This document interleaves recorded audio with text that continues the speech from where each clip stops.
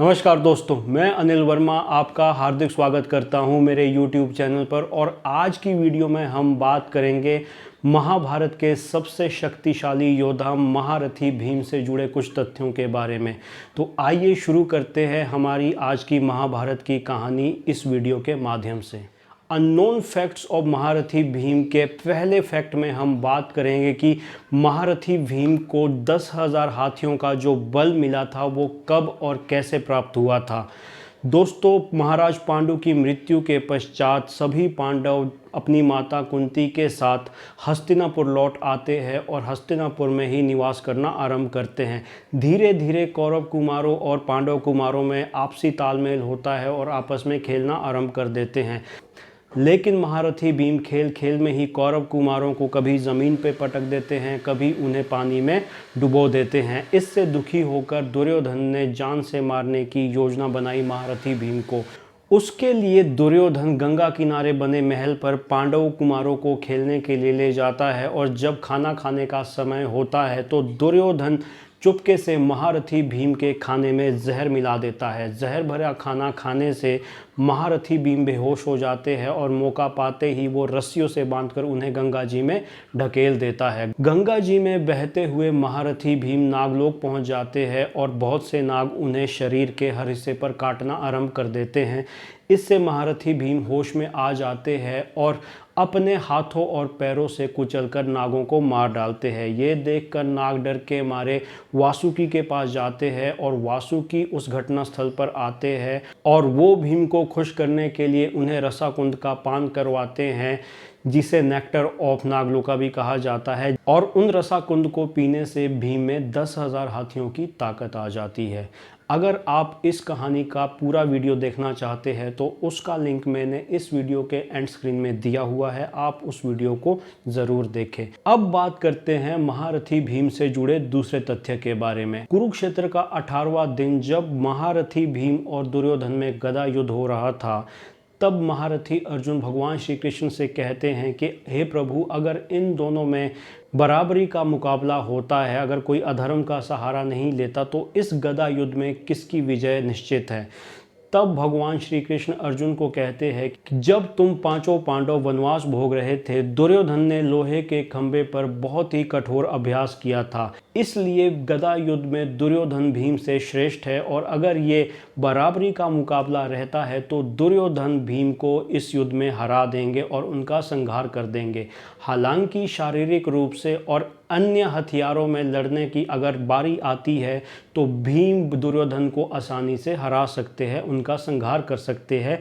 लेकिन अगर गदा युद्ध की बात करें तो बिना अधर्म के दुर्योधन से भीम जीत नहीं सकते। अननोन फैक्ट्स ऑफ महारथी भीम के तीसरे फैक्ट में हम बात करेंगे कि पांचों पांडव में भीम इकलौते ऐसे पांडव थे जिन्होंने द्रौपदी से सबसे ज़्यादा प्रेम किया।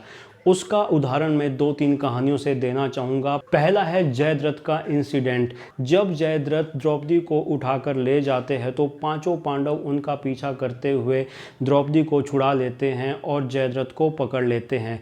उस वक्त भीम जयद्रथ का वध करना चाहते थे, लेकिन युधिष्ठिर और अर्जुन ने उन्हें रोक लिया, लेकिन वो फिर भी नहीं मान रहे थे। लेकिन जब द्रौपदी ने उन्हें जयद्रथ का वध करने से इनकार किया, तब जाकर भीम शांत हुए थे। तो ये कहानी दर्शाती है कि भीम द्रौपदी से बहुत प्यार करते थे। इसके अलावा एक घटना और है, जब एक दिन जंगल में हवा चलती है जिससे कि एक दिव्य फूल की सुगंध द्रौपदी को आती है और वो उस फूल को पाने के लिए पांडवों को कहती है। वो जो दिव्य फूल था वो यक्षों के क्षेत्र में आता था और उस फूल की रक्षा हजारों लाखों यक्ष करते थे। उस फूल को पाने का मतलब था अपनी जान को जोखिम में डालना। कोई भी पांडव द्रौपदी की बात को नहीं सुनता, लेकिन महारथी भीम द्रौपदी को बिना बताए अकेले ही उस फूल को पाने के लिए जाते हैं और सभी यक्षों को हरा के उस फूल को लेके द्रौपदी को भेंट देते हैं।